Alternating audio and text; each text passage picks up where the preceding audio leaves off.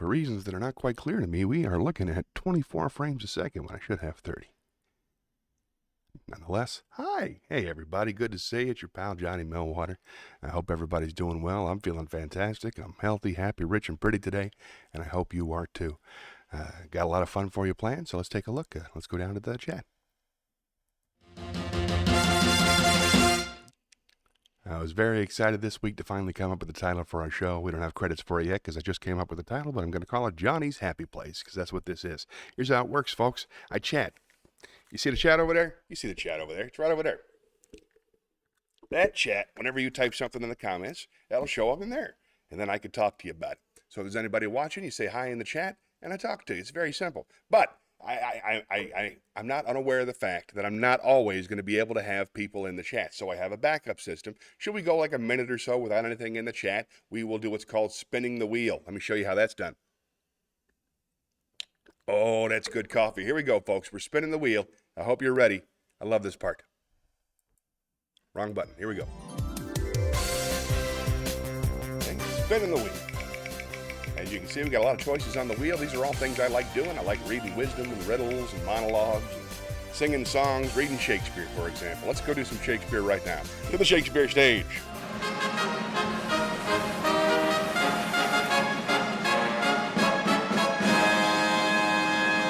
Love that part. All right. Now, as you know, as a regular watcher of the program, we have been making our way through the sonnets.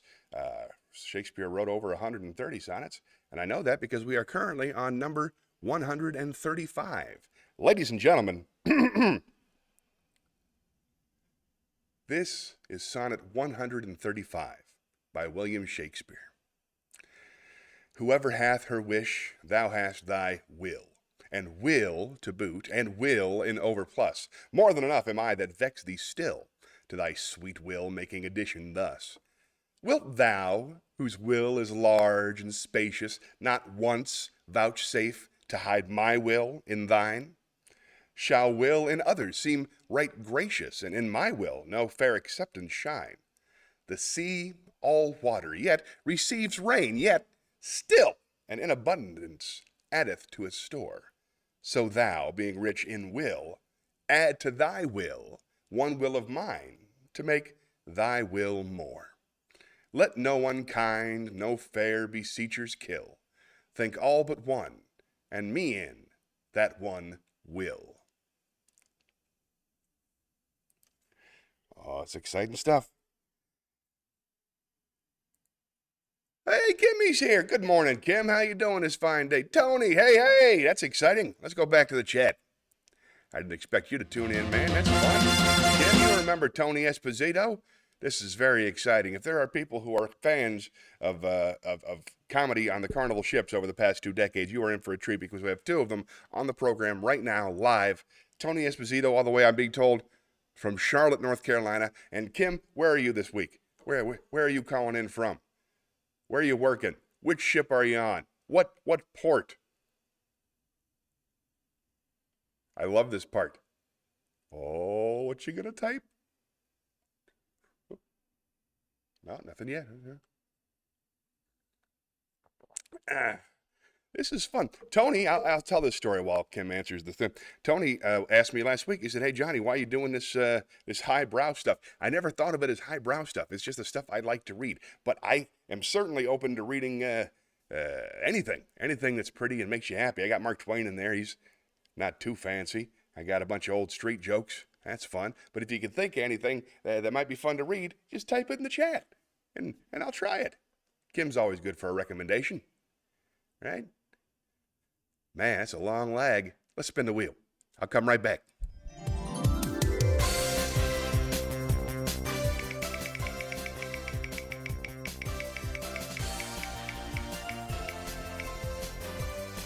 Poem. Yes, indeed. Let's go down to the poetry corner, see what we get.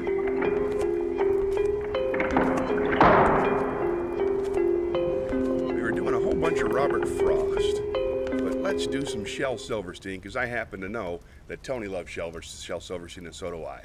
So this is, Whitey on the Moon, Do Not Stand at My Grave, Years From Now. This is Years From Now by Shel Silverstein. Although I cannot see your face as you flip these poems a while, somewhere, from some far-off place, I hear you laughing, and I smile. I like that one. That one was sweet. Let's do another one. This is another Shel Silverstein. This is Happy Ending by Shel Silverstein. There are no happy endings. Endings are the saddest part, so just give me a happy middle and a very happy start. I like that one. All right, let's see if anything in the chat. Nope, nothing new there yet.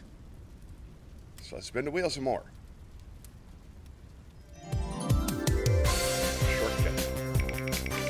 Is everybody drinking coffee? Coffee up, as the beloved Carolina Picard says. Ooh, a monologue. Good. I'm psyched about this. I have been working all week. Let's go down to the theater real quick. I'll tell you all about it.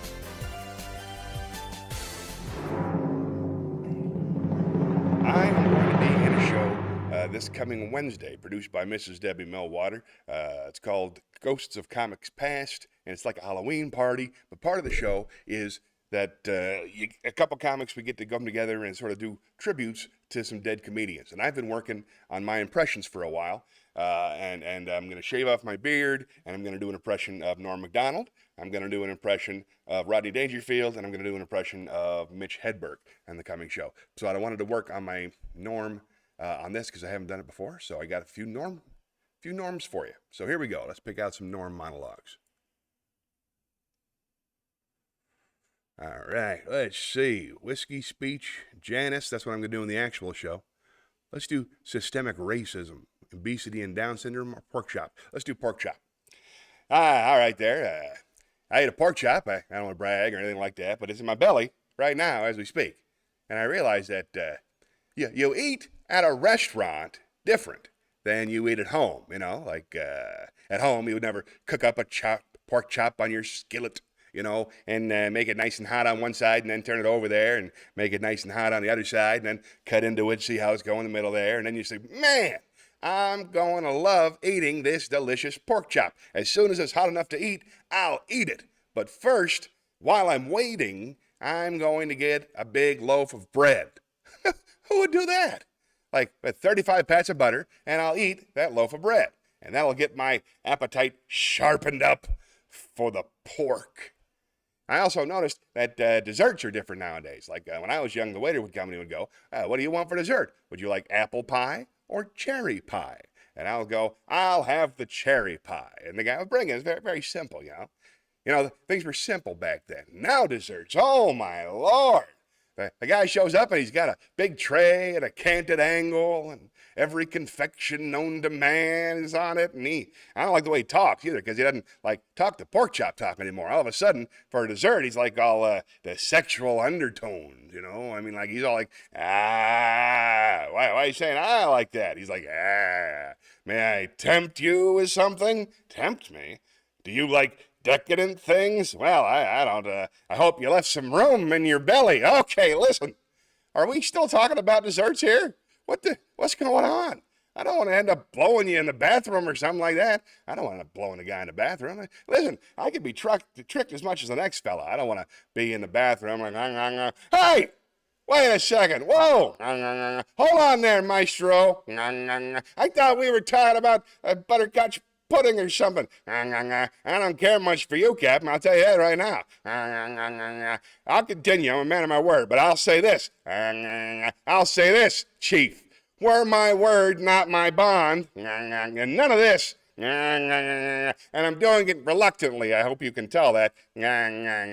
Sex to me is, first of all, I'm an old man, you know. I'm like 12, something like that, yeah? I try to get score going again. I feel that Lincoln, when he thought that up, he thought it was gonna go. You know what I mean? Like his wife was like, hey, why don't you just say 87? And he's like, hey, why don't you shut the fuck up? Last I checked, I was the orator in the family, and you were the fucking insane lady. When I say 10, believe me, score is going to catch on big time, but never did. Oh, here's another little presidential thing. You know how there's a story about George Washington, and they say, oh, he chopped down a cherry tree when he was a little child. And when his parents came home, they said, "Oh, who chopped down the cherry tree?" And little George said, "It was I who chopped down the cherry tree. I cannot tell a lie." And you go, wow, what a great story. But then you think about it for a little bit, right? Imagine if you drove home to your house, right? And you get there and you go, "Hey, what the fuck happened to the cherry tree? Did somebody chop it down or something?" And then you go inside and there's your child with an axe. So you go, "What happened to the cherry tree?" And then he goes, "I chopped down the cherry tree. I cannot tell a lie." And you go, oh, okay. The first part of what you said, it bothers me a lot. The second part scares the fuck out of me. You can't tell a lie? You're incapable of lying? That would scare me. There we go, getting closer. That was fun. All right, back to the show. Anybody still here? Great impression. Appreciate you saying so, Tony. I'm working on it. Very kind of you. Let's go back to the chat. Kim said good morning, then ran for the hills. I understand. Tony Esposito was in long enough just to see I'm doing a show. Thanks for saying hi. And Tony Knuckles, who's got a very cute dog there, looks very much like my dog. It's very nice of you to say, Tony. Thought like the impression. How's everybody doing? You okay? Had a big week myself. Been having fun. Oh, man, I got to figure out a way where I could chat with the chat, because this is just regularly scheduled awkwardness. Dead air. You're right. We should spin the wheel.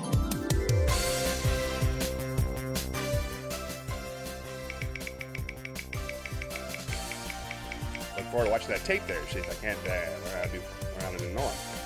Ooh, a song. All right, let us go to the campground. Sing a camp song.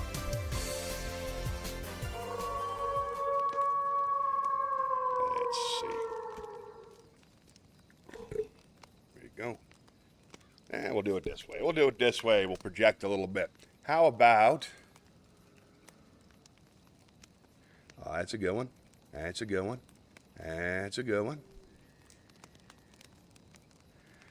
Let's do... Got a lot of living left to do. There are girls just ripe for some kissing, and I mean to kiss me a few. Oh, those girls don't know what they're missing. I've got a lot of living to do. And there's wine all ready for drinking, and there's Cadillacs all shiny and new. Gotta move, 'cause time is a-wasting. There's such a lot of living to do. There's music to play and places to go and people to see. Everything for you and me. Life's a ball if only you'd know it. And it's all just waiting for you. You're alive, so come on and show it. There's such a lot of living, such a lot of living, such a lot of living to do. Ha! Fun. Great song. I feel good. Let's spin the wheel.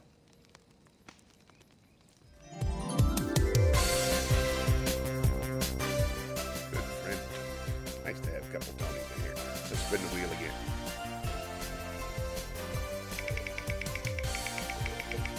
Tony's the first person, I've been doing it for about a year and a half now, Tony's the first person who actually asked me why.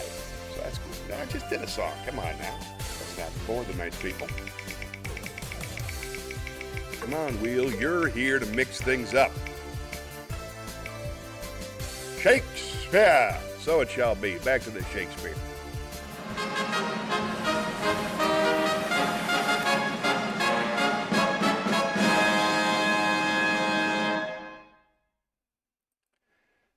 Go.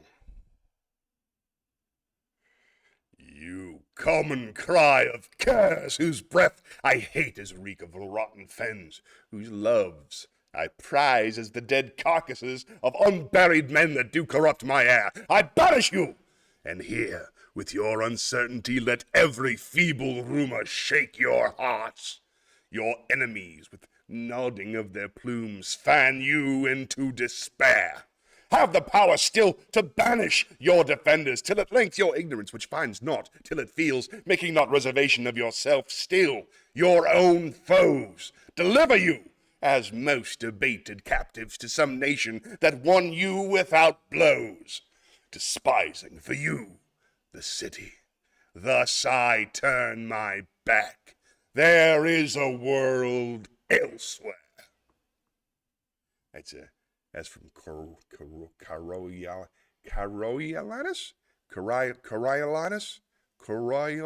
Act 3. I'm glad that word wasn't in the script. Coriolanus, Act 3, Scene 3. That's a good one, that Coriolanus. Corian. Nice lady with the talking of the Shakespeare. Let's spin the wheel.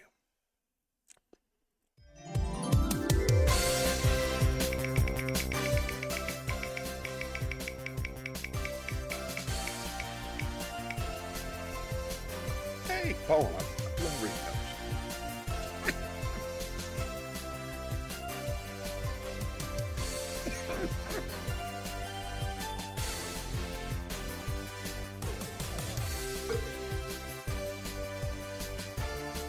Let's do.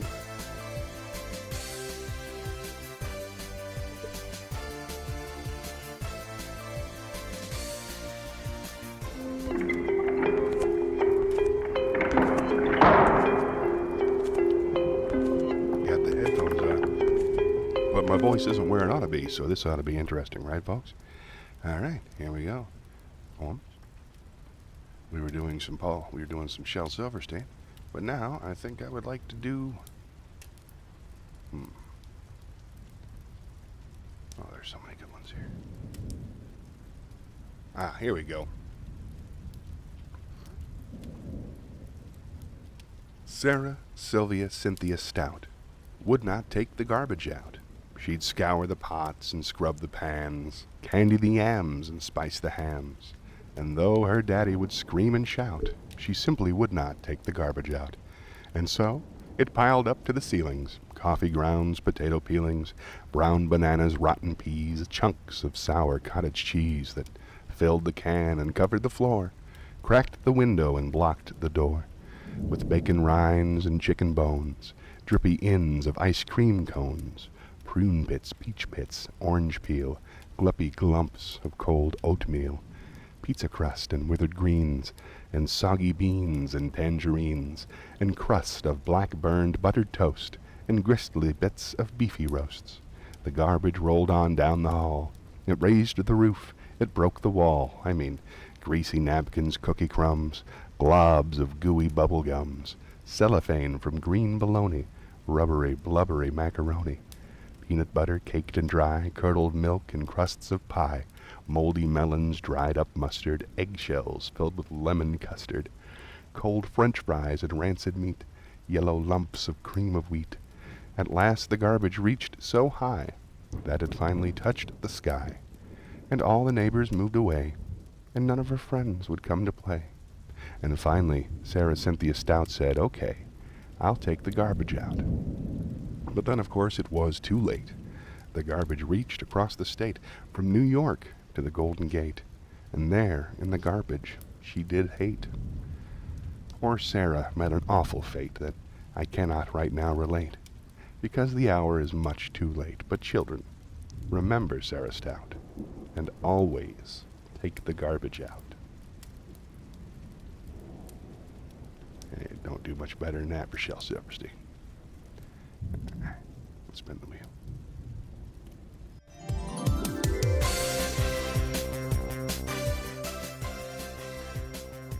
No comments for about 10 minutes now.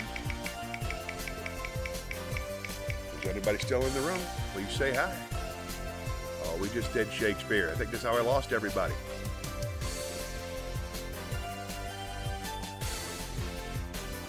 Two viewers, 4 comments, 4 reactions. All right, I believe you. Now let's spin the wheel again. I love Shakespeare.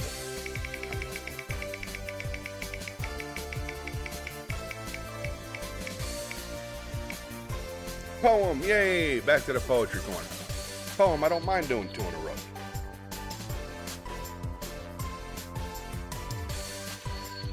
Let's do Sick by Shel Silverstein. Adding to the wheel. That's a good idea.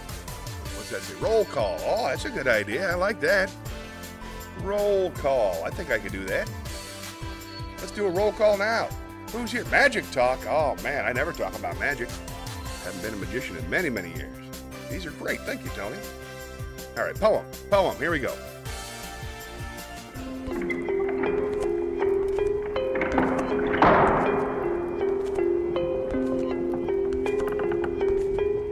Hey, it's me. Let's do some more Shel Silverstein.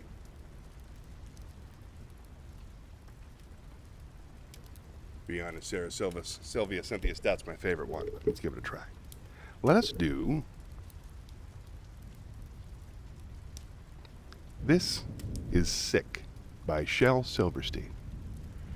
I cannot go to school today, said little Peggy Ann McKay. I have the measles and the mumps, a gash, a rash, and purple bumps. My mouth is wet, my throat is dry. I'm going blind in my right eye. My tonsils are as big as rocks. I've counted 16 chicken pox. And there's one more. That's 17. And don't you think my face looks green? My leg is cut, my eyes are blue. It might be instamatic flu. I cough and sneeze and gasp and choke. I'm sure that my left leg is broke. My hip hurts when I move my chin. My belly button's caving in. My back is wrenched. My ankle sprained. My appendix pains each time it rains. My nose is cold. My toes are numb. I have a sliver in my thumb. My neck is stiff. My spine is weak. I hardly whisper when I speak. My tongue is filling up my mouth. I think my hair is falling out. My elbow's bent, my spine ain't straight, my temperature is 108. My brain is shrunk, I cannot hear. There's a hole inside my ear. I have a hangnail and my heart is what? What's that? What's that you say? You say today is Saturday? Goodbye, I'm going out to play. Nice. Shel Silverstein, everybody. Who doesn't love him? Roll call. Let us spin the wheel. Now let's go back to the chat. Had a lot of good stuff from Tony. Tony had a couple suggestions for the wheel, and I thought they were both really good ideas. So let's take a look at them now. Let's see. I think Tony had said roll call, which is great. A little embarrassing. It's a lot of times there's nobody watching at all. But I'm always down for a roll call if you are. Roll call. Who's here? Johnny's here. That's as far as it gets usually. And then magic talk. Haven't done magic in forever. Right. I'm not sure which part he was backing up because there's such a weird lag, but he seems to be enthusiastically agreeing with something. And that's a start. That's the beginning of conversation, as far as I'm concerned. All right. Thank you, Tony. Appreciate you getting involved. And I'm going to spin the wheel. This one's for you.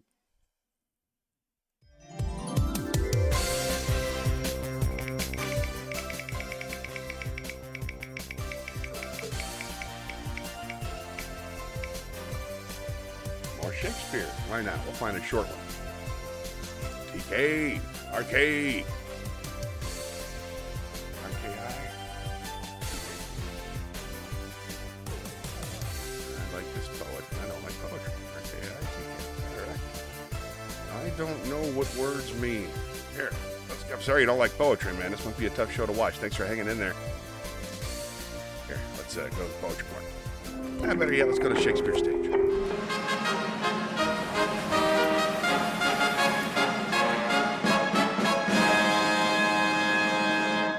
Let's see, this one is from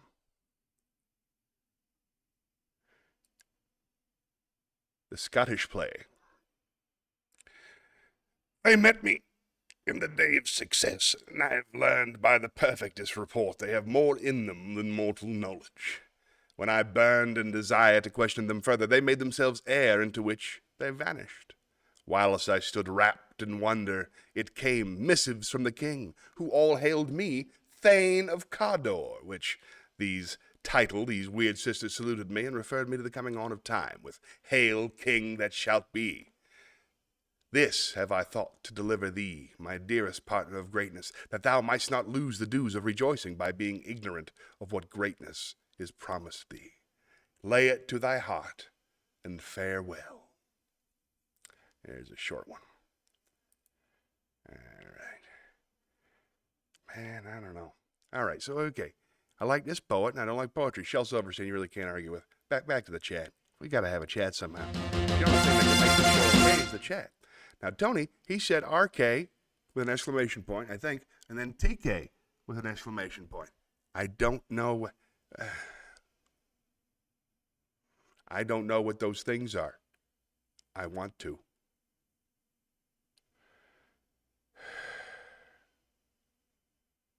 Let's spin the wheel. Oh, man. More coffee. I forgot to meditate this morning, so my energy's off. Been trying to meditate twice a day for the past several weeks. It's really been helping me out. Ooh, good, a song. That'll cheer me right up. Let's go to the theater, sing a song. We will find a cheering up song. A song that is inherently happy. Ah, here we go. Let's do this one by the Bare Naked Ladies. This is Looking Up. I love this one.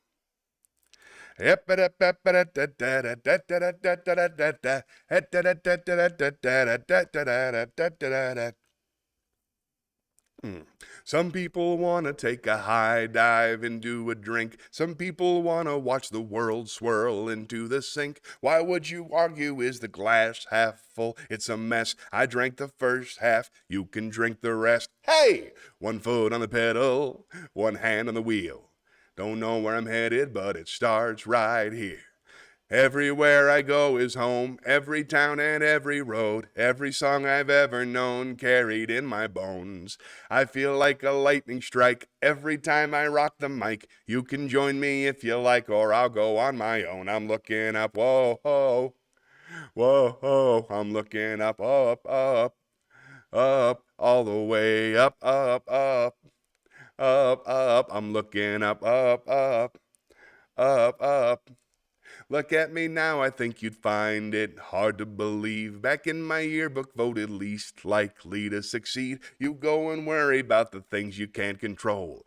I'ma see the donut, you can see the hole. Hey! Everywhere I go is home, every town and every road, every song I've ever known carried in my bones. I feel like a lightning strike every time I rock the mic. You can join me if you like, or I'll go on my own. I'm looking up, up, up. Up, up, I'm looking up, up, up, up, all the way up, up, up, up, up. I'm looking up, up, up, up, all the way up. Yay, Bare Naked Ladies, everybody. Spelling error on the roll. Oh, Tony Knuckles. Now the TK stands for Tony Knuckles. Roll call. Now I'm with you, buddy. Thanks for getting involved. Just for those of you who are interested, and I think Kim might still be listening, let's go back to the chat because I want to talk about this for a second. I don't spend a whole lot of time talking about music, my friends, but I will tell you the truth. I love the Bare Naked Ladies. I've loved the Bare Naked Ladies since 2000. I have bought every single one of their albums, and I know almost all of them by heart. And the fact that they're still putting out albums, the Bare Naked Ladies put out an album last week. And it was awesome, and I really enjoy it, and I'll bring a couple of those songs here when I have the time, just because it's in my range. God bless the Bare Naked Ladies. They're the Canadian Beatles, except they're still going at it. They're still making magic, so support them. They're doing wonderful work. Okay, so spelling error on the roll call. Nobody else checked in. All right. Good thing we're not doing Ask Me Anything, right? All right. Thinking of replacing the brick wall with curtains. What do you think? Maybe redecorate this place. Throw the chat up on some other screens so that you don't get bored while I'm singing and whatnot. We'll give it a shot. Whatever the case, let's spin the wheel.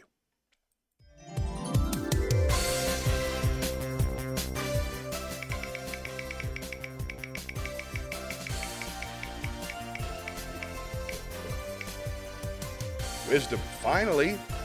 Hey, Mark. Glad you're okay. Thanks for checking in. We're just on our way to wisdom. You've been posting a lot of wisdom yourself lately. Always nice to see that kind of thing in social media.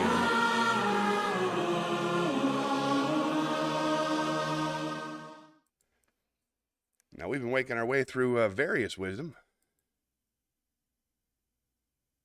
Oh, by the way, I don't think if I told you, but one of the pieces of wisdom that was suggested by David Beckwith, who hasn't checked in a few weeks, one of the pieces of wisdom became this weird viral, like 130,000 people saw it on TikTok. So that's a good start. All right. Here's some wisdom for you. Whatever was the beginning of this world, the end will be glorious and paradisiacal. That's it. Glorious and paradisiacal, beyond what our imagination can conceive. That's wisdom from Joseph Priestley. We're not going to be using that one. Here's some wisdom from Isaac Asimov. I am not a speed reader. I am a speed understander. That's a quote from Isaac Asimov. I like him. Here's one more. I get up when I want, and I write in my pajamas. Hate me. It's okay. That's a quote from Jessica Valenti, and she's right. Let's spin the wheel.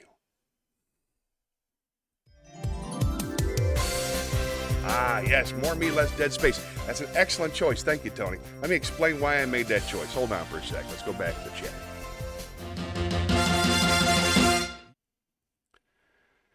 It definitely makes sense. This one in particular, I need to be small me so we can have the words over there. I'd like those words to be bigger, but we're working on it, right? But let's go back to the theater and explain what's going on. Now, the reason I'm so small, about 50% here and 1/3 from here to here. And the reason why is because I capture these and I use them for my stories and my TikTok. So I have to cut about here and here so that becomes a sort of phone frame up and down there. So this area from the top of the screen to the bottom of the screen, I kind of got to leave the same. But everything over here and everything over there that's to the left and right of my shoulders, I think I can fill and use the space. I'm not sure how to do more me in that space, but I can definitely figure something out, and I'm thinking about it. Great question, and thank you for noticing. Appreciate you. All right, back to the wheel.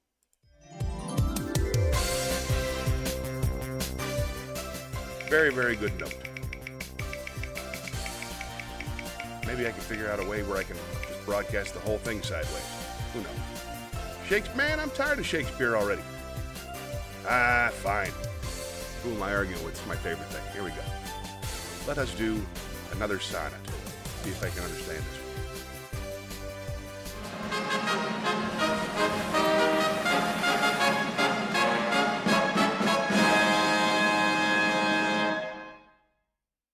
This is Sonnet 135 by William Shakespeare. If thy soul check thee that I come so near, swear to thy blind soul that I was thy will, and will, thy soul knows, is admitted there. Thus far, love, my love suit, sweet, fulfill. Will fulfill the treasure of thy love, and fill it full with wills, and my will one. In things of great receipt will ease we prove among a number ones, reckoned none.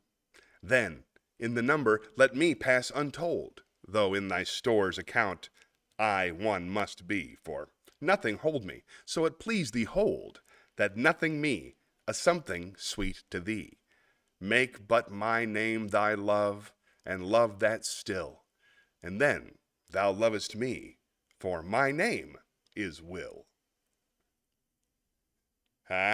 Will Shakespeare, making a little pun. The guy loves it. All right. Less dead space in the scenes is good advice. Thank you, my friend. All right. Same thing over here. We just we use generally, which is why this part moves and this part moves. But we could easily put a screen over there that has the chat on it, or even a close-up of me, but I doubt it. Nobody needs to see more of me. Picture of Will Shakespeare, something. We'll figure it out. All right, let's spin the wheel some more. I want to do another monologue.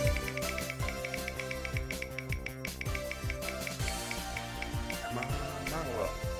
Poem. Oh, those are good too. Let's go to the poetry corner.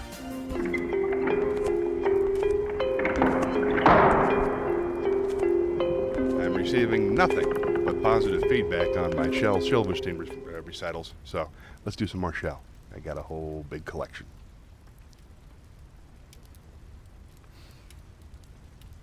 This is Writer Waiting by Shel Silverstein. Oh, this shiny new computer, there just ain't nothing cuter. It knows everything the world ever knew. And with this great computer, I don't need no writing tutor, 'cause there ain't a single thing that it can't do. I can sort, and it can spell. It can punctuate as well. It can find and file and underline and type. It can edit and select. It can copy and correct. So I'll have a whole book written by tonight, just as soon as I think of what to write. Kind of blew it on the dismount. That's why we practice. Let's try again. Warning by Shel Silverstein. Inside everybody's nose there lived a sharp-toothed snail. So if you stick your finger in, he may bite off your nail. Stick it farther in, and he may bite your ring off. Stick it all the way, and he might bite the whole darn thing off. There you go. Fun for all. The globe moving in and out is freaky. Yeah. Slow, that's the pan, zoom, rotate right there. Trying to keep things fun like a documentary by Ken Burns. All right, let's spin the wheel.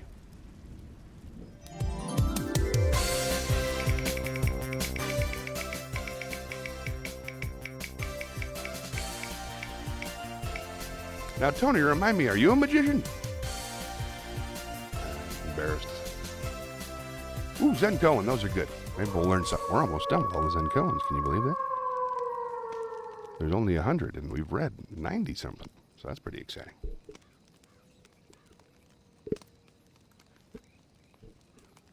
Here we go. Check the shot. See? The fire moves in and out, right? The smoke, give a little bit of depth. All right, so Zen Koan, I believe we are all the way down to number, did that one, did that one, did that one. Drop of water, did that one. The Silent Temple, Tsai's vinegar, non-attachment. I think that's what we were down to, Tsuri's vinegar, Tsui. This is Zen Koan number 99, Tsui's vinegar. Tsui was a Zen master who left the formalism of temples to live under a bridge with beggars. When he was getting very old, a friend helped him earn his living without begging. He showed Tsui how to collect rice and manufacture vinegar from it, and Tsui did this until he passed away. While Tsui was making vinegar, one of the beggars gave him a picture of the Buddha. Tsui hung it on the wall of his hut and put a sign beside it. The sign read, Mr. Amida Buddha. This little room is quite narrow. I can let you remain as a transient, but don't think I am asking you to help me to be reborn in your paradise. That was Zen Koan number 99.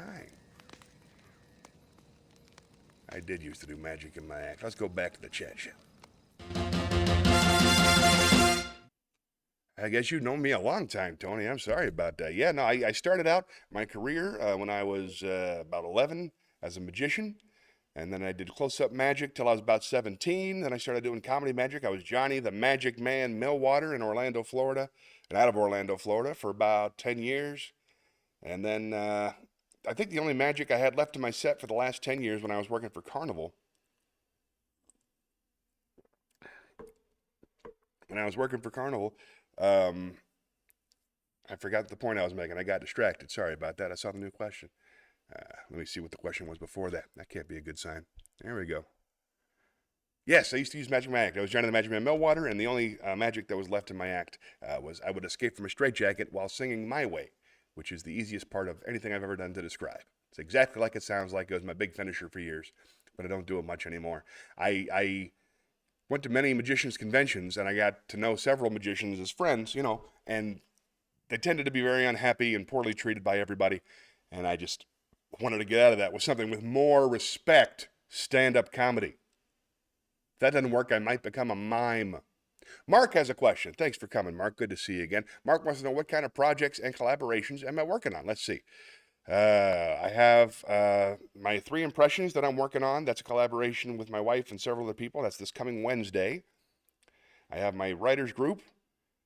I think that's it. I think that's all I'm working on right now. Oh, I'm working on a professional wrestling comedy, stand-up comedy / project with my buddy Will Spotted Bear.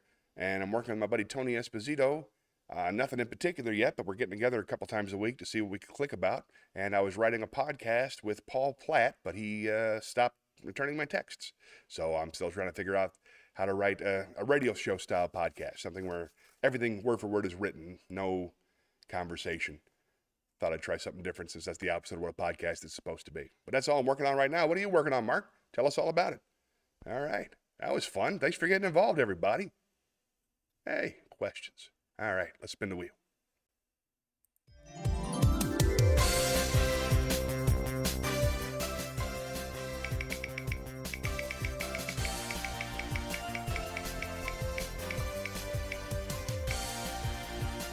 wisdom. All right. Love to learn something.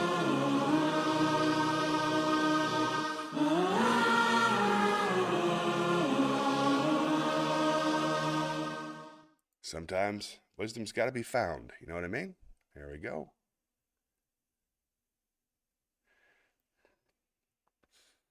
Anything won through violence, bribery, or intimidation must be maintained with those things. That is not democracy. That's wisdom from Cynthia Boaz. Another one, you got it. Why are you unhappy? Because 99.9% of everything you think and everything you do is for yourself, and there isn't one. That's wisdom from Why, Who, Why. I love that song. And finally, this looks like it might also be philosophy. I must study politics and war, that my sons may have liberty to study mathematics and philosophy. My sons ought to study mathematics and philosophy, geography, national history, naval architecture, navigation, commerce, and agriculture, in order to give their children a right to study painting, poetry, music, architecture, statuary, tapestry, and porcelain. That's from John Adams. He was a U.S. diplomat and politician. And I think that's the generation I'm in. Yay! I get to study this foolishness. I love it. Ooh. All right, let's go back to the chat.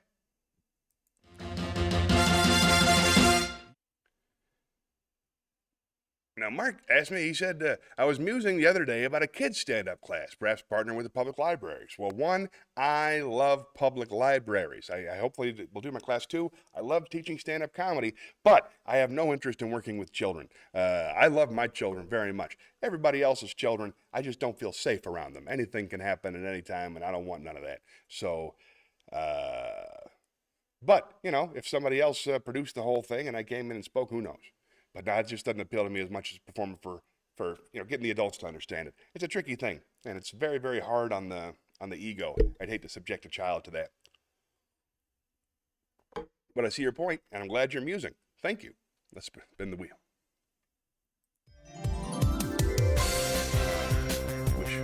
I do need to go to the public library more often. That was my sanctuary when I was a young man. There was trouble, I went to the library. More wisdom? All right.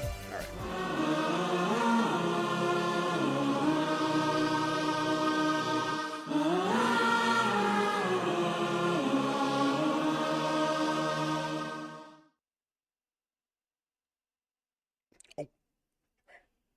Sorry, I was reading the script. I got to get used to people writing in. This is nice. All right, let's try again. I believe we were looking at wisdom, were we not? Yes, we were. Here comes the wisdom.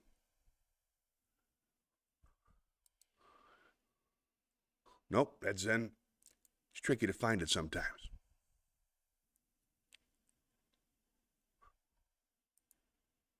There we go, wisdom.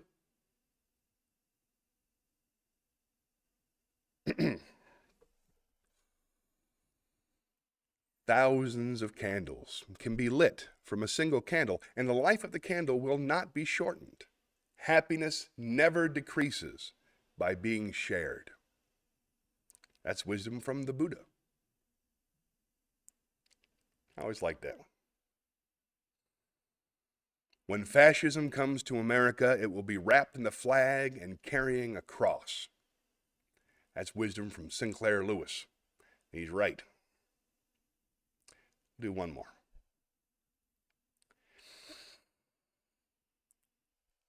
When you are inspired by some great purpose, some extraordinary project, all your thoughts break their bonds. Your mind transcends limitations. Your consciousness expands in every direction, and you find yourself in a new, great, and wonderful world. Dormant forces, faculties, and talents become alive, and you discover yourself to be a greater person by far than you ever dreamed yourself to be. That's wisdom from Patanjali. Probably pronouncing that name incorrectly. Let's spin the wheel. Oh, wait, no, we got something in the chat. Hold on, back to the chat.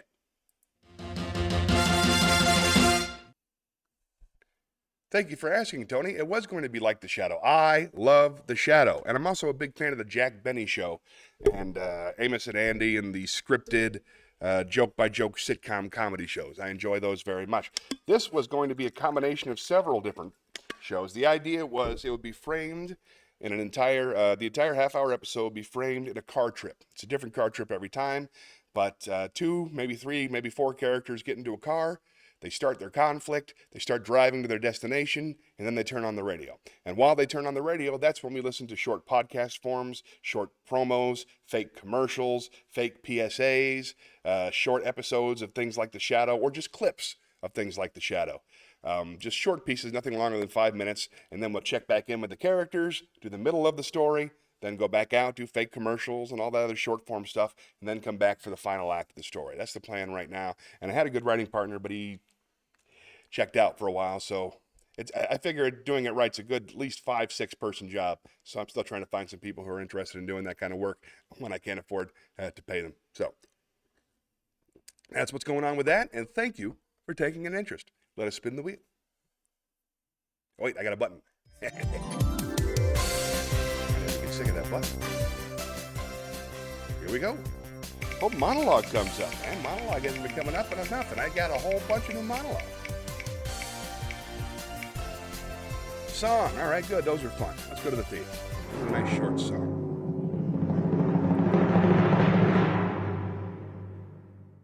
Let's do Accentuate the Positive. Gather round me, everybody. Gather round me while I preach some. Feel a sermon coming on me.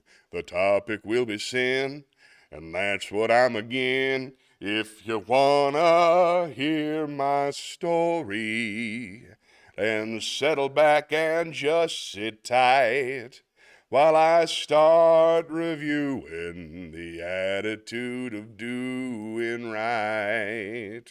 You've got to accentuate the positive, eliminate the negative, latch on to the affirmative, don't mess with Mr. In Between. You've got to spread joy up to the maximum, bring gloom down to the minimum, have faith or pandemonium, liable to rock upon the scene. To illustrate my last remark, Jonah and the whale, Noah and the ark.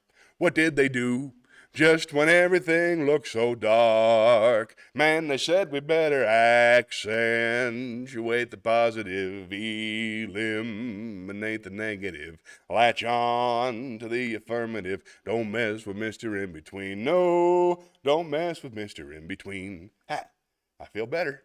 Works every time. I can rig the wheel. How true that is. Oh, Tony's in. Very nice. I can rig the wheel. It's true.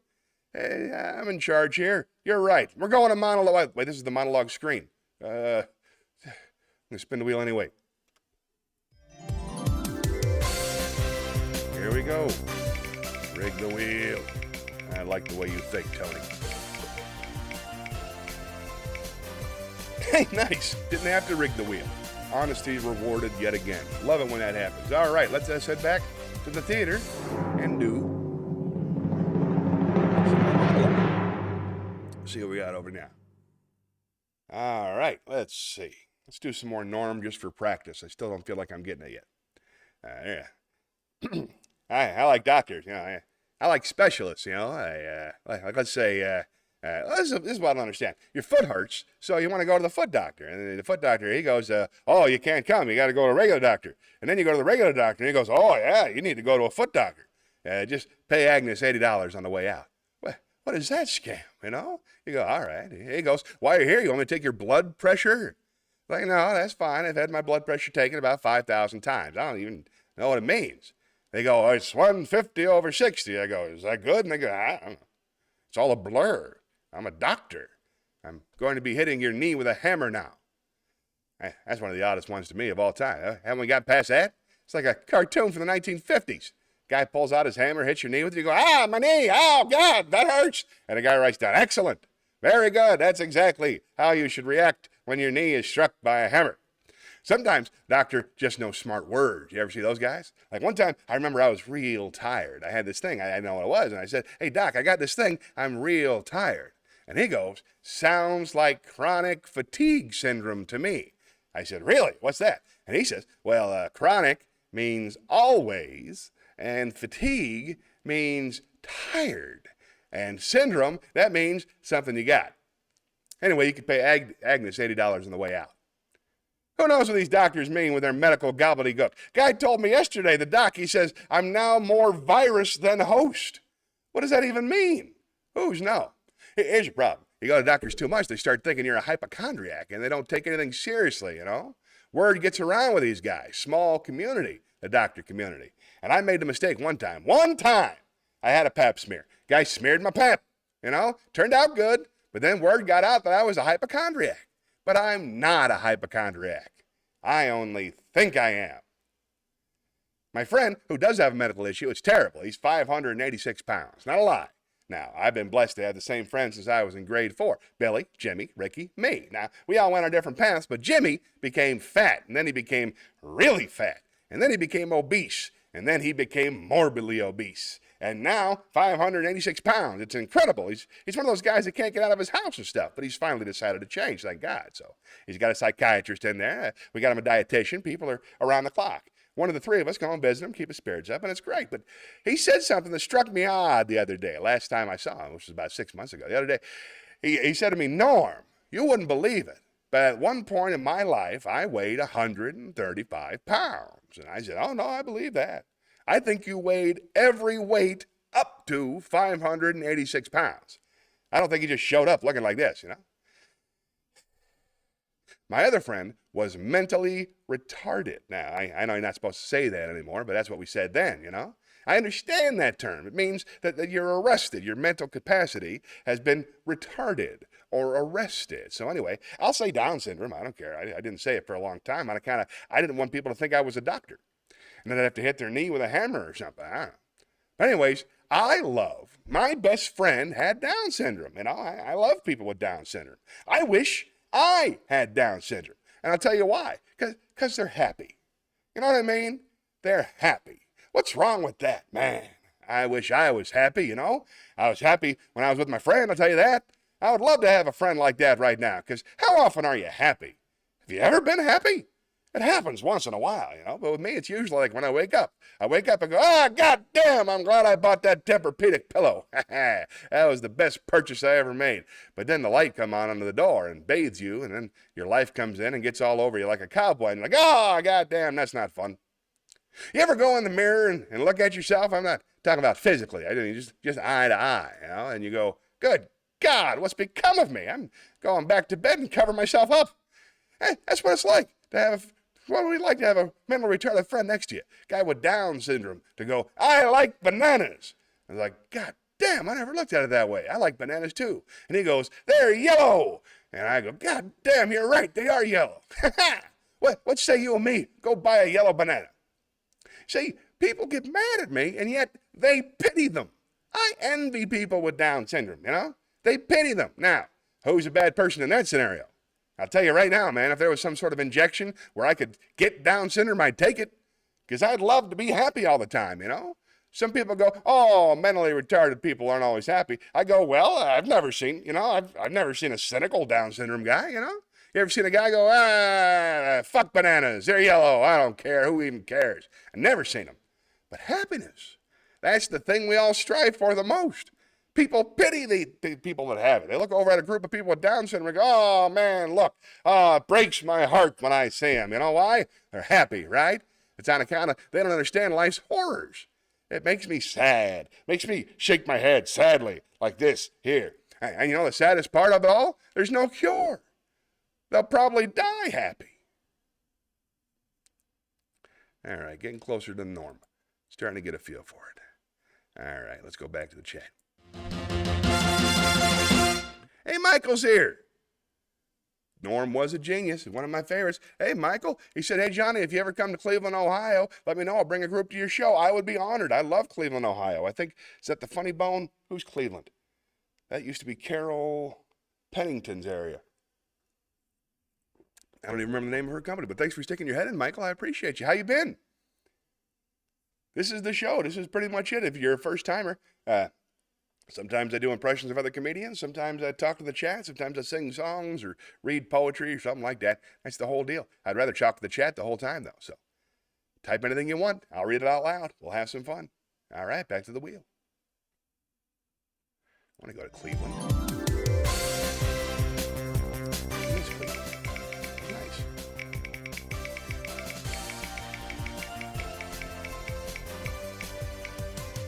That'd be nice to get back on the road. Oh, another song. All right, let's go find a happy song again. Cheer me right up. To the campfire. If I should suddenly start to sing or stand on my head or anything, don't think that I've lost my senses. It's just that my happiness finally commences. The long, long ages of dull despair are turning into thin air, and it seems that I've suddenly become the happiest guy alive. Da-da-da-da-da-da-da-da. Things are looking up. I've been looking the landscape over, and it's covered with four-leaf clover. Oh, things are looking up since love looked up at me. Bitter was my cup, but no more will I be the mourner, for I've certainly turned the corner. Oh, things are looking up since love looked up at me. See the sunbeams, everyone beams, just because of you. Love's in session, and my depression is unmistakably through. Things are looking up. It's a great little world we live in. Oh, I'm happy as a pup since love looked up at me. Oh, I'm happy as a pup since love looked up at me. Nice. Let's spin the wheel. Oh, wait, chat. There's something in the chat. Hold on. Mark's got a... Oh, my God. Let's do this. All right. Mark says, current ideas I'm working on. Yeah, so I have an ambition to do a YouTube channel, being Uncle Mark, where I document the novel adventures of my grandnephews. Now, one trip, Edward Overstreet's home, where he does live broadcasts, looking at the night sky with several automated telescopes that he owns. I think I saw you post that for me. My father left me his old gold-plated Stelling banjo that he bought new in 1979. A handwritten note from Jeff Stelling is still in an envelope in the banjo case. I did some searching and I realized that the founder of the Stelling Company is still around and building banjos. I wanted to take my 3 grandnephews to visit Mr. Stelling with the banjo and the note and interview him in his shop where he still builds banjos. I have a head-mounted GoPro. Oh, okay. Whew. I'm so glad that there was a mounted GoPro after the I have a head part. That was scary. Now, that'd be fun. Head-mounted GoPro's good, and kids love holding cameras, believe it or not. I have actually trained both of my kids to be pretty decent camera chaps, and they love doing it. So that'd be fun. I'd watch that. I want to learn how banjos are made. I'm a big Mr. Rogers fan. I never saw that episode. So I think you got to give it a shot. Thanks, Mark. Let's spin a wheel. Be careful with those head-mounted GoPros, though. You're filming a lot of people without their permission, and some of us freak out. No more Shakespeare. Monologue. Tony's right. I can just monologue.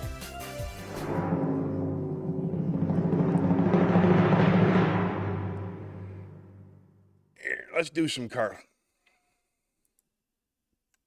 As you know, I love George Carlin. So this is from his last special. Not Life is Worth Losing. The one after that. Dagnabbit. It's Bad For You. This is from George Carlin's last special. It's Bad For You. Now, you wouldn't know it from some of the things I've said over the years, but I like people. I do. I like people, but I like them in short bursts. I don't like people for extended periods of time. I'm all right with them for a little while, but once you get up past around a minute and a half, I've got to get the fuck out of there. And my reason for this is one that many of you may share. I have a very low tolerance for other people's stupid bullshit. Stupid bullshit, you know? And everybody wants to tell you their stupid bullshit. And a lot of them don't know when to stop talking. You know what I mean? You ever run into that guy? Doesn't know when to stop talking, just continues running at the mouth like verbal diarrhea. Doesn't know when the conversation is over. Stupid, trivial shit you don't care anything about. Things you're not even remotely interested in. Did I tell you about my mom and dad? Well, my mom and dad went on vacation down to Mammoth Cave, Kentucky. This was about 6 years ago, I think. It seemed like it was 6. About 6 years ago. 6 or 7, possibly 7. Could be. Yeah. Somewhere in there, 6, 7, more than 6, less than 7. Let's call it 6.5. So my mom and dad went on vacation to Mammoth Cave, Kentucky, and my dad found a big rock, what he thought was a big rock. It turns out it was a dinosaur turd, a petrified dinosaur turd, 27-pounder. You know, now that I think about it, it might have been 8 years ago. That would have been close to Y2K, wouldn't it? You remember Y2K? Whatever happened? Everybody's all worried about that. Nothing ever happened. Big fuss, you know. God, that was strange. So we'll say 8. 8 years. It was either 8 or 5. So my dad gave my mom this big turd. He says, "Here, Mom, this is a dinosaur turd. Put it in your purse and take that home." But Mom said, "Dad, I don't think this is a dinosaur turd. This thing is still warm. Whoever dropped this is still in here, and we better get the fuck out of this cave."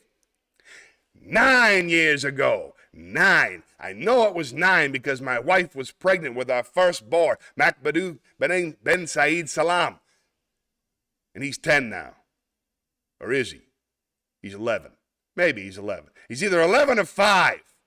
And all the while you're searching through your mind, trying to find something diplomatic and graceful you can say that will bring the conversation to a close. And all I can ever come up with is, "Shut the fuck up! Shut the fuck up! Shut the fuck up! Shut the fuck up!" But you can't say that. Good manners don't permit it. You have to find another way. And I go to body language. I try to use my body language to show that the conversation is over. I find myself leaning at a 45-degree angle, trying to indicate the direction that I'd like to go if this person would just shut the fuck up. And then I might even give them a verbal cue. Surgery. I'm late for surgery. I'm having my ears sewn shut. Yeah. Same people on the phone. Same people on the phone. Don't know when to hang up. Don't know when the conversation is over. Dumb, trivial shit. Dumb questions. So what are you guys doing 5 summers from now? We haven't made any plans. Marge wants to go to the beach. The kids kind of like it at the lake, and I want to go to the mountains. Grandma wants to visit a sister in Frog Balls, Arkansas. How about you? Have you made any plans? It's never too early to make plans. We're going to Norway in 2025. Did you know that up until the 1950s, Norway's economy was largely based on fishing? But now, thanks to improved drilling techniques and the expansion of the global economy, once again, searching through your mind for something gentle you can say. "Blow it out your ass" comes to mind, or "shut your fucking pie hole." Or if your friend prefers cake, "shut your fucking cake hole." But you can't say those things, and you can't use body language on the phone. I mean, you can always amuse yourself, you know. Or if it's your mother, you show your mother respect, you put it on speakerphone. But that doesn't move the conversation along. You have to find another trick. And I go to tone of voice. Did you ever use your tone of voice to try to talk them into a soft landing? You try to coax the person toward the end? Right. Good. Okay. Good. All right, then. Good. Great. Okay. Good. All right. Fuck. There he goes again. Cocksucker. You remember my neighbor with the burns on 90% of her body? Well, she burned the other 10% now. She was lighting a fart and a bush caught fire. Listen. Reverend, I hate to be rude, but I just took a 3.5-hour shit and I'm bleeding from the asshole. Well, I don't have any mercurochrome. Yeah, I'll put a Snoopy Band-Aid on it. Thank you. Yeah, thank you. You do that for me. Yes, say a prayer for my asshole. Thank you very much. You have to resort to these tactics because many people do not understand what a phone call should be or what a phone call is. Ideally, a phone call is the brief exchange of a few vital pieces of information. This is a phone call. "Hey, Steve, what time's the Circle Jerk start tonight?" 10 o'clock. Okay, listen, I'm going to be a little bit late. You'll have to start without me. "Oh, don't worry. I'll catch up. I'm eating a bunch of oysters and watching a horny movie." Huh? Oh, it's called Tarzan Fucks a Zebra. Russell Crowe. Yeah, it's kind of a fantasy. Right now, Renee Zellweger's blowing a unicorn. That is a phone call. A phone call should not be a 2.5-hour harangue of your third cousin describing her mailman's liposuction. God, people are fucking boring. People are just fucking boring. You know what would be great for a guy like me? Just to be in a coma. Huh? Wouldn't that be great? Nothing to do all day. You just crap out and breathe through a fucking tube. They feed you through a tube. There's nothing to do. Oh, you talk about living. That's living, man. No phone calls coming in, nobody dropping by unexpectedly. And if they do drop by, you're completely unaware of it because you're in a fucking coma and you're practically clinically dead. And you don't have to listen to their stupid shit. Their stupid shit, like about how their new ride-around lawnmower with the two-tone horn and the GPS in case they get lost on the lawn, and their boss and their job and their car and their kids. Jesus fucking Christ, they're kids, folks.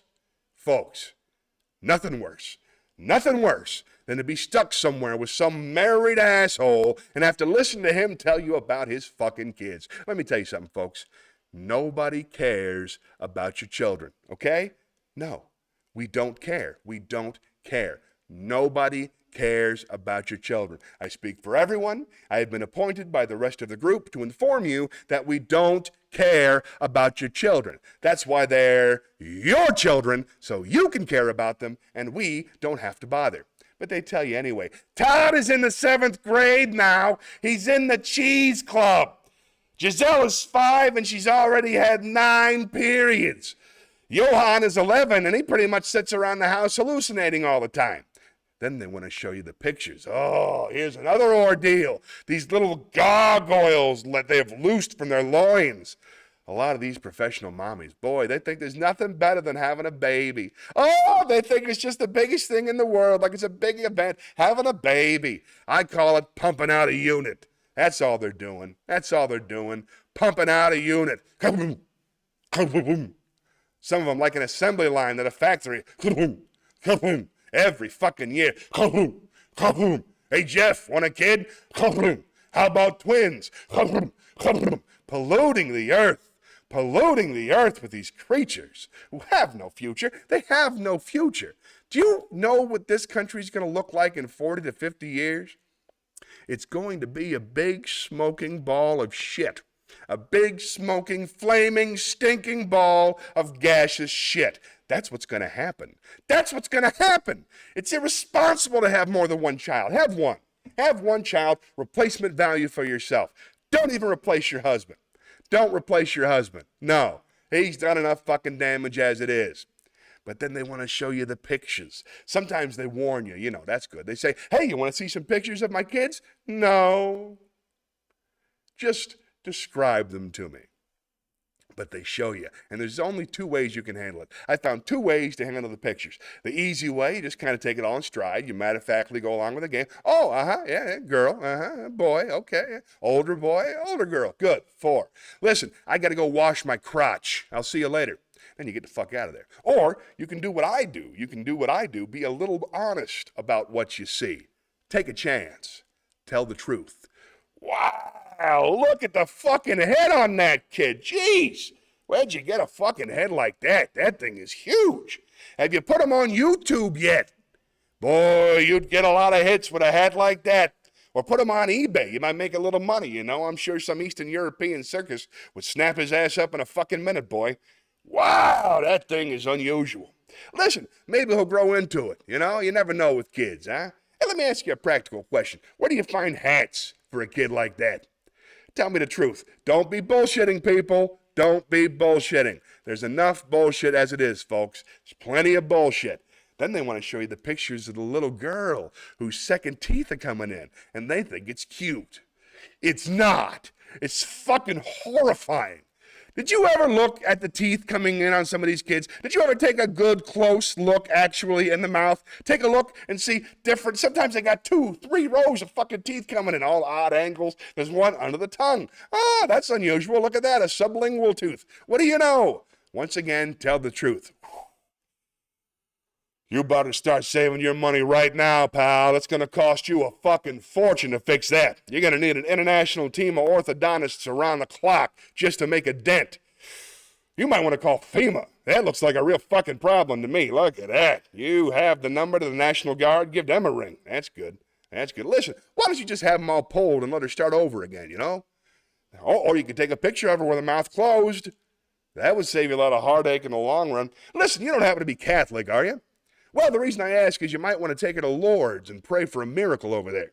Tell the truth. Don't be bullshitting people. Like I say, enough bullshit as it is. There's enough bullshit. In fact, there's just enough. Did you know that? There's just enough bullshit to hold things together in this country. Bullshit is the glue that binds us as a nation. Where would we be without our safe, familiar American bullshit? Land of the free, home of the brave, the American dream. All men are equal. Justice is blind. The press is free. Your vote counts. Business is honest. The good guys win. The police are on your side. God is watching you. Your standard of living will always increase. And everything is going to be just fine. The official national bullshit story.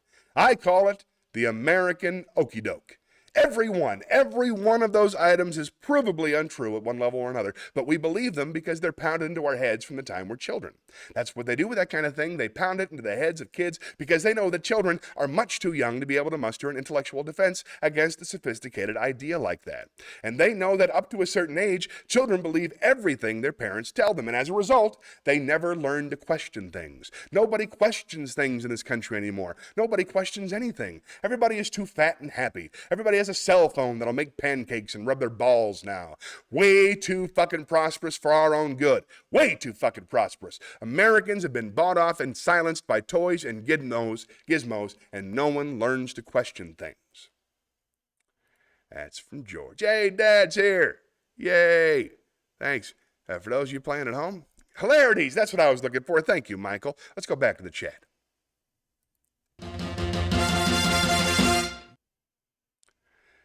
Thanks for hanging in there. Dad's here, I see. All right. I see Michael. He said, great. Thanks for asking. I love your sister, Kim. Isn't she just the greatest? Big fan of Kim Harrison. She was here on the show earlier this morning. Met her on a Carnival cruise a long time ago. She's my favorite person. I'm nuts about her. My favorite comedian, my favorite sister. She's a great lady. He also said that the best comedy spot in Cleveland is Hilarities, which I had forgotten about. I hear nothing but great things about Hilarities. Beautiful, beautiful club. I have not had the pleasure of playing there yet. Tony's laughing at James. Nobody cares how true that is. Dad has arrived. Excellent. And Mark has a suggestion. Let's see what Mark says. Mark says, have you ever considered writing and delivering your own monologues on this broadcast? Also, can you elaborate on the idea of a show about a car ride? Absolutely. I am a very, very slow writer. If I had the ability to write a weekly monologue by myself and promote it and get it done, I would. I would love that. Or if I had comedy writer friends who wanted to practice writing monologues, I'd let them. I just don't have time to prepare it myself. It's actually very time-consuming writing topical material. I assume that's what you have in mind.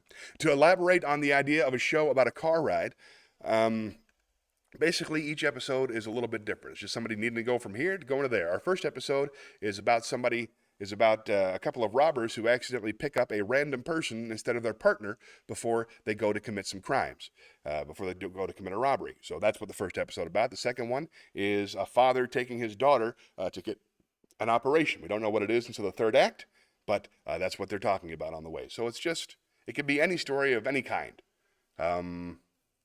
Speed would fit inside of the car, for example. But I hope that makes sense.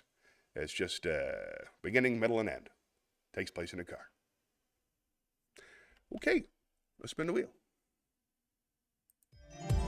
Man, I wish I had to go right that fast. Cable guy here and TV and internet out. Oh no! Well, thank goodness you got me, Dad. I'll entertain you. What show do you want to watch? I can do an impression of it. Just kidding, of course. Song, why not? Let's go to the theater and sing a song.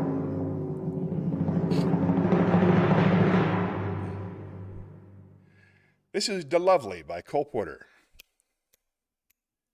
The night is young, the skies are clear, so if you want to go walking, dear, it's delightful, it's delicious, it's lovely.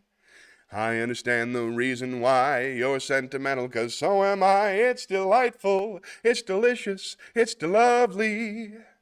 You can tell at a glance what a swell night this is for romance. You can hear dear Mother Nature murmuring low. Let yourself go, so please be sweet, my chickadee. And when I kiss you, just say to me, it's delightful, it's delicious, it's delectable, it's delirious, it's dilemma, it's the limit, it's deluxe, it's lovely. Time marches on and soon it's plain you've won my heart and I've lost my brain. It's delightful, it's delicious, it's lovely. Life seems sweet that we decide it's in the bag to get unified. It's delightful, it's delicious, it's lovely. Too high. See that crowd at the church. See the proud parson popped in his perch. Get the sweet beat of that organ pealing our doom. Here goes the groom, boom, how they cheer, how they smile as we go galloping down the aisle. It's divine, dear, it's divine, dear, it's the wonderbar, it's the victory, it's the wallop, it's the winner, it's the voice, it's the lovely, it's the lovely. The knot is tied, and so we take a few hours out to eat wedding cake. It's delightful, it's delicious, it's lovely. It feels fine to be a bride. How's the groom? Well, he's slightly fried. It's delightful, it's delicious, it's lovely. We settle down. I don't know how it ends. Well, this is a whole bunch of... Yeah.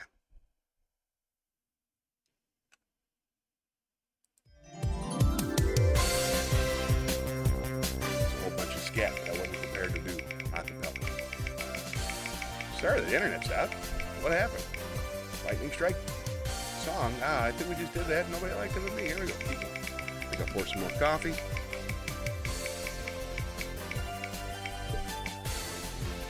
Wow. All right. Clearly wants a song. Let's see if I can't find something sweet.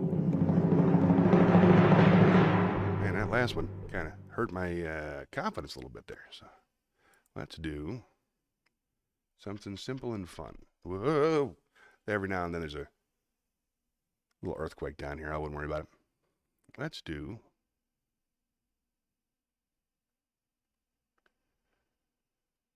It's wonderful. It's wonderful. It's marvelous that you should care for me. It's awful nice, it's paradise, that's where I long to be. Nope, I don't know how to sing it. That's embarrassing too. Wow. Sorry, folks. I think I should have drank a lot more coffee, because I am fading fast. Let us do That's Life. That's life, that's life. That's what all the people say.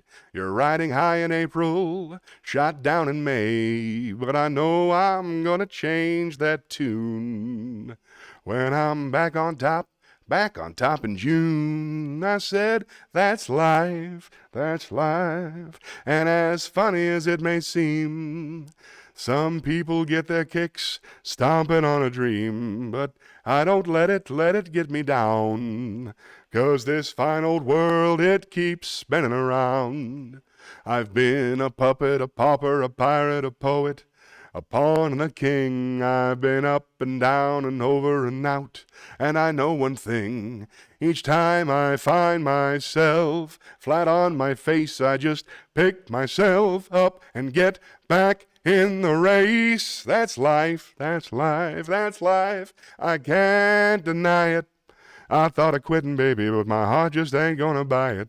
And if I didn't think it was worth one single try, I'd jump on a big bird and then I'd fly.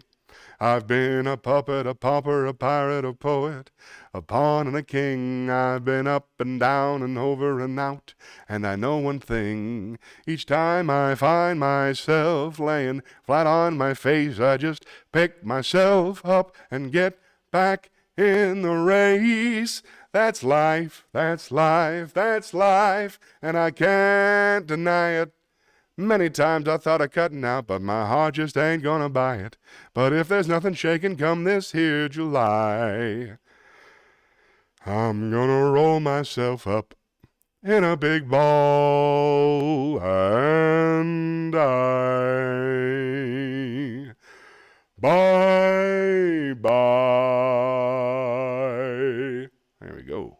song. Fun.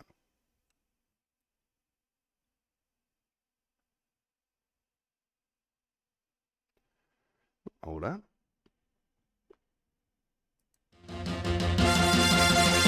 Mark says, I think the dad meant the cable tech just arrived, and dad was out. That makes sense. Or maybe not. Who knows? There you go. No way of telling for sure. I've known him longer. That's the only thing I can say for sure. All right, here we go. One more spin the wheel. I'm going to do one more Norm Macdonald monologue. This is the one I'm actually going to do in the show on Wednesday. So, practice. There it is there.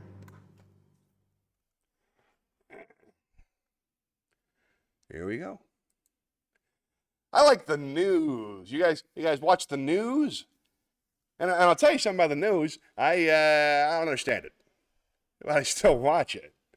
I think it's supposed to or something like that. But the newsman will come on and he'll say something like, "Oh, hey, the Dow Jones Industrial Index is down," and I'll go, down, up. I like it when it's up. That's how I feel about the Dow Industrial. But, sometimes I feel like there's too much news, because when I was a boy, the news was 30 minutes long. A newsman would get up on the TV and he'd have a tie and shit and he'd say, "Hey, here's the news." But now the news is 24 hours long. And that's too much. It's too much. And it turns out that when they were doing the 30-minute news, they had a bad right. That's about all the news there is. And even then, they couldn't fill up the whole 30 minutes. There'd still be a story about a caribou or some shit at the end, But now there's too much news, and they got to make up stories to fill in the news, Like the newsman, well, the one I hear a lot lately is the newsman will go on and say, "Good evening, everybody, this is the newsman." And he's not going to say that, but something like that. He's going to say, here, our top story tonight, a lady has vanished. That's the story. And then he says, "Let's go outside where there's another guy." So then they go to outside, and they're like, "Hey, listen, how's it going inside? We're outside, and we found out about this lady who vanished. Her name was Janice, and they found her car here in the Taco Bell parking lot. Hey, don't worry about the car. The car's fine, but they can't find hide nor hair of the lady." Oh, well, back to you. So you're watching, and you go, "I don't give a fuck on account I never knew Janice in the first place. In fact, I'm kind of glad it's Janice and not somebody I know." But then what they do is they start telling you about Janice, and they start saying, "Hey, we got some cool things about Janice." And you're like, "No, I don't want to hear them." And they're like, no, you got to hear this. They can't help themselves. So they go, "Let's go back to Bill. He's still outside. And how's it going, Bill?" And Bill's like, "It's fine. It's no inside, but it's cool." Anyway, we found out about Janice, and it turns out she's a good lady. And we found some friends of her, and here they are. And sure enough, they'll bring in the first friend of Janice, and she'll say, "I'll tell you something about Janice. Janice is the type of lady who you could always turn to, You ever need to turn to somebody? Like if you got a problem or something, and like you feel the need to turn? Or maybe your neck hurts and you want to. Anyways, the point of it is that once you have swiveled your head over the direction, the person you'd most want to see in your eye line would be Janice. And then they'd have another friend of Janice. It wasn't the first one. She goes, "I'll tell you about Janice. Oh, my God. Janice, she was the type of lady, she could walk into a room and light up the whole room. Yeah. She didn't have a light or nothing like that. She would just somehow, through sheer tyranny of will, light up a room." And then they say, "Oh, here's Janice's third friend, lady that's not one of the earlier two." And she'll go, "I'll tell you about Janice." Is that who you're asking about, Janice? Janice is the type of lady that you could be talking to your best friend in the world. And Janice would come in and you go, "Fuck you, I'm talking to Janice. Janice is better than you. Let's be honest about it. She's better than all of us." So anyways, when you're at home and you start liking Janice, you start getting invested in Janice. You go, "God damn, that Janice is a cool lady. I would like to meet her someday. Maybe that'll be, oh, fuck, I forgot she vanished. Just my luck. They'll find her." Then you get hope. That's not good. I don't give a fuck what Obama says. Hope is never good. Don't try it. Never works out. So you go, "Oh, man, they'll find Janice. They're putting pictures of her up on telephone poles, I think. That had to work once." And then the news keeps showing you more things about Janice, and they'll show you like a home video, and you're like, oh, yeah, look at that, she's eating a pizza. I like her hair like that. They'll find her. And then you become obsessed with Janice. It's all you can think of, You're at work and you just can't wait to get home. You're agonizing about Janice, and thinking about her eating pizzas and shit. And then you go home and your nights are just fevered dreams of Janice and bangs and shit like that. And all you can do is turn on the TV and hope. And and then one day they go, hey, more news on Janice. Here's Bill. He's still outside. So then they go to Bill. And Bill's like outside. He's like, here we are. And as you can see behind me, they are scouring the woods. They're still searching for Janice. And then you go, oh, shit, not the woods. Nothing good ever happens in the woods. I've seen enough of these fucking stories to know that Janice ain't come bounding out of the woods anytime soon. I'll tell you that. She's like, hey, what's going on, everybody? I was just taking a stroll through the woods. What are you taking my picture for? I just thought I'd take a stroll through the scraggly woods. No. If they find you in the woods, they always find you in the same place. Every time they will find you in a shallow grave. I don't know why they don't just look there in the first place. If I was a police chief, I'd go, listen, I want every shallow grave in the vicinity checked out. I want to clear this case up by Tuesday on account I'm running for DA or whatever. Doesn't shallow grave seem a mite rash? Like, these serial killers are supposed to be so shrewd and cunning, at least according to the TV movies I've seen. And then when it comes time for the grave, they get a little hasty. Yeah. There you go, 3 twigs and a leaf. That ought to do it. That doesn't look like Janice anymore. Don't recall Janice ever wearing 3 leaves and a twig. Oh, well, guess I'll go home and await the authorities now. You got to prepare for these things, You got to be a little smarter than that. You know what I would do? And I would never, ever kill a lady in cold blood. I know, I say that now. I don't really know. I can't predict the future, but I don't think that I would kill a lady in cold blood. I know there's no river long enough doesn't contain a bend, but as I am now, and it might just be vanity, I don't think I would kill a woman in cold blood. But if I did, I would plan it out very carefully, because there's a lot at stake, You think about it. Don't know what happens. You lose your job. I don't know. It's a bit of a blemish on the old CV, Even in today's enlightened society, there remains a stigma to being a psychosexual sadist. But what I would do is I would make it look like the lady. Say, I would select a lady, and then I would follow her habits, you understand? Like, I would watch her very carefully, and I go, hey, I noticed that every day she goes into that cheese sandwich shop and comes out with a little paper bag. I bet you anything there's cheese sandwiches in there. And then I'd keep that in my head, you understand? Right? And then I'd say, hey, I noticed every Wednesday evening she goes with her other lady friends and they go down to the YWCA and they play basketball with each other, which is fine nowadays.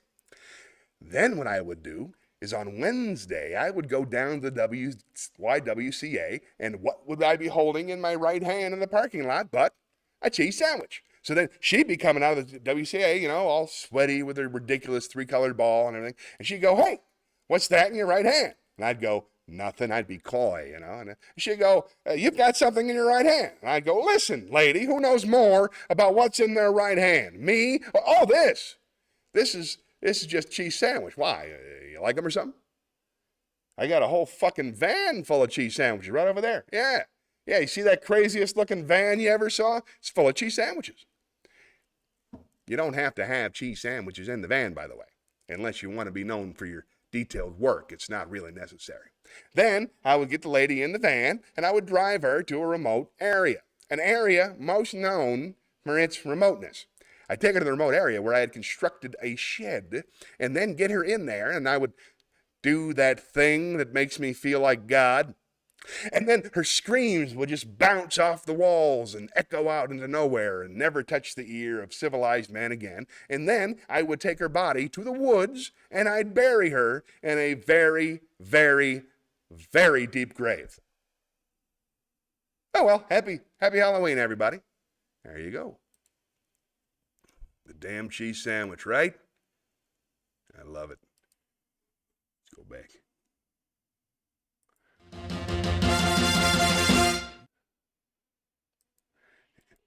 All right? Isn't he fantastic? I love Norm Macdonald. Thank you for your support, John. The cheese sandwich, right? He always makes the funniest choices. Cheese sandwiches, and also turkey, Wild Turkey 101. Anytime he talks about drinking, Wild Turkey 101. Doberman. I love him. All right. Tell you what, I think we're almost out of time. Oh, hold on. We got another question. Thank you so much for asking. So, did you mingle and make lasting cruise ships with other entertainers on the cruises you worked? What a wonderful question. Thank you very much, Mark. Yes. Every chance I got. I loved the entertainers, and I loved the people who worked on the ships. The people who went for fun, I could take or leave some of them. Some of them are great, but almost every single entertainer and almost every single person I met who worked on ships was amazing. My sister works out there, of course. My dear friend Tony Esposito, who was on the show earlier today. Met, man, I can tell you names. How about I just tell you jobs? I met incredible stage managers. They make me happy. I love them. I learn a lot from them. I met a lot of actors and singers. I met a lot of people who are like professional influencers now, who just post content every day. Yeah, I met a lot of people. I don't stay in touch with many people because I'm not very good at it. It's kind of one of the reasons I do this is like office hours. But yeah, every chance I got. Met wonderful magicians, wonderful jugglers, wonderful comedians, and a couple of dicks, but mostly wonderful. It's time to sing. Thank you very much, Tony. It is about that time. Let's close out the show. Here's a close-up for you. See, there's a close-up in there somewhere if you need it. Turn this off. All right, I think it is time to say goodbye. Thank you so much for watching, everybody. Welcome to the new faces. I hope you'll come back again. I'm here every Sunday from 11 until 12:30. I have not seen The Legend of 1900. I'll have to check that out. But until next time, thank you very much for paying attention. And my name's Johnny. Remember, the only way to save this country is for all of us to love one another. So love yourself first, then love somebody else, and then if you can, love everybody. That's what I'm trying to do. That's where the joy is. We'll meet again. Sing along. Don't know where, don't know when, but I know we'll meet again some sunny day. Do-do-do-do-do-do-do-do-do-do. Keep shining through, just like you always do, and the blue skies will push the clouds far away. Kevin Duffy. And would you please say hello to the folks that I know and tell them I won't be long. You'll be happy to know that as you saw me go, I was singing this song. We'll meet again, don't know where, I don't know when, but I know we'll meet again some sunny day. Till next time, be good, but not too good. Bye.